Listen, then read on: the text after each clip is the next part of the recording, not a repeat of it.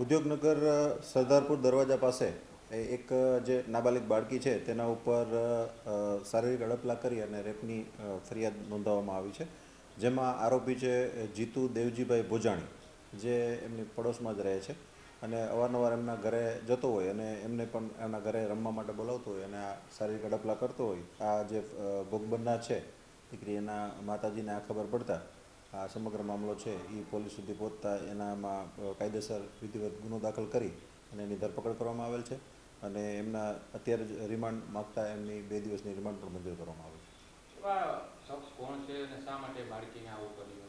શખ્સ છે એમનું નામ મેં અગાઉ કીધું એમ જીતુ દેવજીભાઈ ભોજાણી છે. એ મજૂરી કરે છે અને 35 વર્ષની ઉંમર છે એમની, અને એ બાળકી નાની ઉંમરની છે અને એમને બોલાવીને આમ માનસિક રીતે થોડો પેલો લાગે છે, એટલે એના આધારે એ બોલાવીને એને શારીરિક અડપલા કરતો હતો.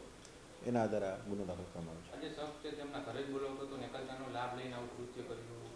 હા, એમને રમવા માટે બોલાવતો હતો અને નાસ્તો આપવા માટે બોલાવતો હતો, અને જ્યારે છોકરી રમતી હોય ત્યારે ઘણીવાર એના ઘરે જવાની ટ્રાય કરતો હતો.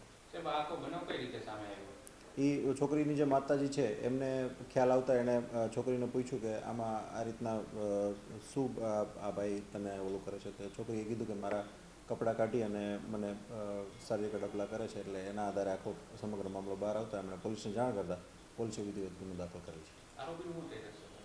આરોપી હસ્તગત થઈ ગયેલ છે અને એની રિમાન્ડ લેતા હાલ 2 દિવસની રિમાન્ડ પણ કોર્ટે મંજૂર કરેલ છે.